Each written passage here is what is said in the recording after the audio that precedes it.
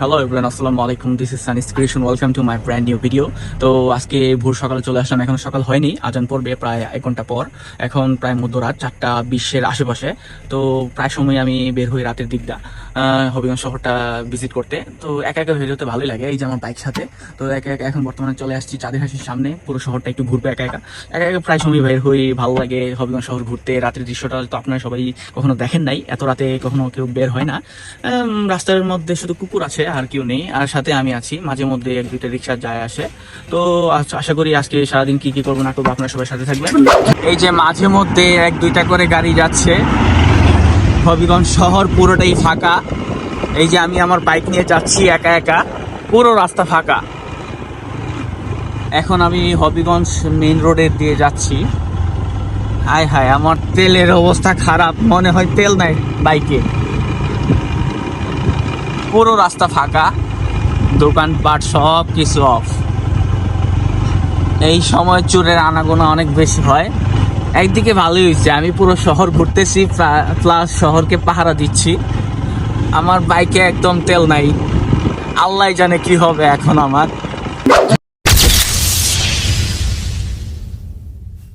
Good morning everyone, আসসালামু আলাইকুম। সবাইকে জানাচ্ছি শুভ সকাল। তো রাতে ঘুমাতে পারিনি, জানি তো আপনারা রাতের কইছিলাম আমি। তো সকাল হতে না হতে এখন চলে যাচ্ছি জিমে, যেহেতু আজকে সারাদিন অনেক জায়গায় যেতে হবে, অনেক কাজ আছে, অনেক ঘুরতে হবে। তো সারাদিন কি করতেছি সব কিছু আপনাদের সাথে শেয়ার করব। ফার্স্টে চলে যাচ্ছি রিক্সায় করে আমি জিমে, যেহেতু সকাল সকাল জিম করলে শরীরটা সারাদিন অনেক ভালো যায়।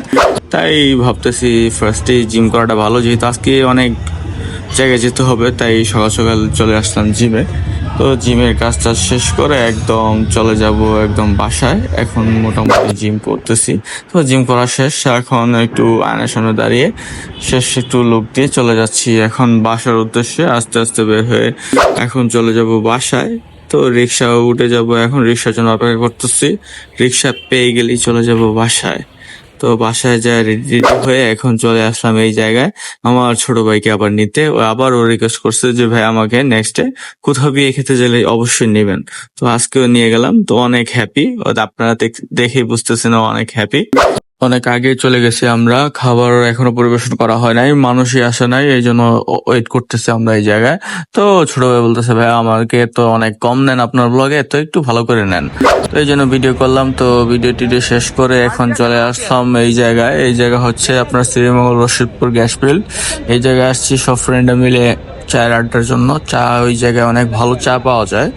এখন চলে যাব সবাইকে নিয়ে একটু ছবি ওঠানোর জন্য। তো সেলফি ভিডিও করতেছি, যেহেতু অনেক মানুষ ছিল, এক একজন করে ছবি উঠাতে অনেক লেট হয়ে গেছে। তো তাড়াতাড়ি চলে গেলাম, খিদা লাগছে প্রচুর, প্রচুর খেতে হবে। তো সবকিছু নিয়ে এখন বসে পড়লাম আমরা সবাই খাওয়ার জন্য।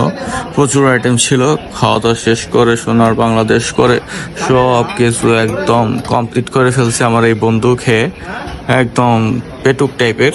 আমি এক পাশে কর্নারে বসে হালকা করে খাইলাম, খাওয়া দাওয়া করে একদম চলে যেতেছি বাসায়। তো এই ছিল আজকের ব্লগ, আশা করি সবার ভালো লাগছে। যদি ভালো লাগে থাকে প্লিজ লাইক কমেন্ট শেয়ার করবেন।